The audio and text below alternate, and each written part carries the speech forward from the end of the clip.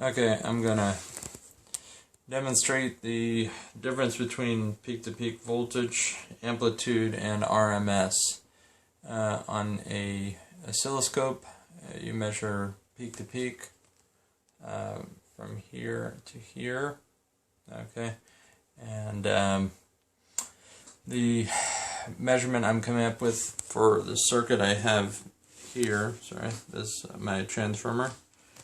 Get a little closer so we can see it. Transformer and full wave rectifier here. And so this guy right here has the transformer is, just a second, get better look at it. There's 120 volts AC and 6.3 on each side, so we're talking about 12.6 volts. Now that's going to be the RMS rating. Okay, so if we take our voltmeter, I have a fluke voltmeter, and we take the put it on AC setting. Let's see if I can get this. Okay.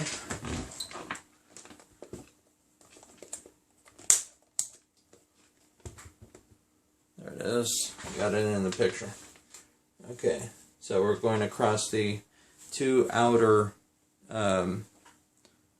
terminals of the transformer, the secondary of the transformer, which is 12.8 volts. Now we have 16 volts. Okay, so 16 volts RMS is what we're getting off the transformer. Now, if you take the scope right here and position it in the same, it's close, okay, on the same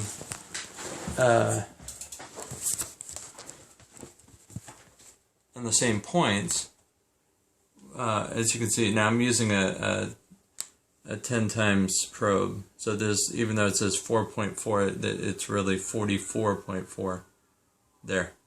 So 44.4 volts is what we're getting peak to peak.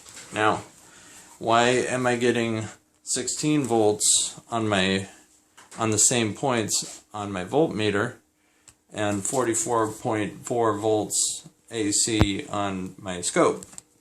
And this is the explanation. Here up top we have the peak to peak. Yes, the amplitude is basically half, right? So the amplitude is either this half or that half. It doesn't matter. The RMS, which is root mean squared, is the amplitude times 0.707.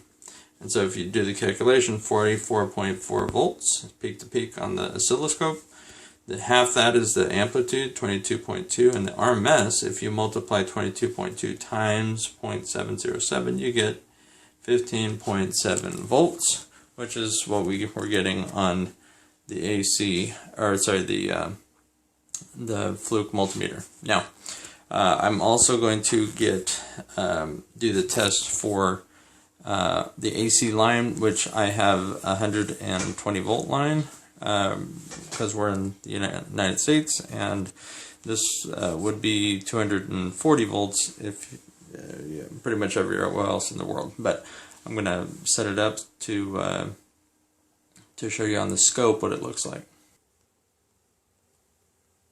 Alright, now I got on my scope set up the AC 120 volt line, which is, I'm just using the primary side of the transformer because of easy access. You could go right into the power strip that I have if you wanted to. Let's see, now I set it on auto. Let's see where we're at here. So let's adjust that up. As you can see, we have 33.6, so 336 volts since I'm on a 10 times probe, 336 volts.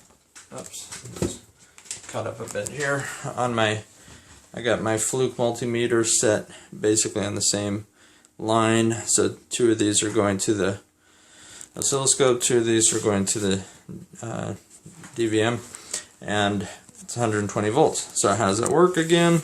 We go down to here in our calculations, 334 volts. The amplitude is half. Sorry, there. Amplitude is half. So it's 167 volts is the amplitude of the AC line. And the RMS is the amplitude times 0.707, which gives us 118 volts RMS. So I hope this video was instructional.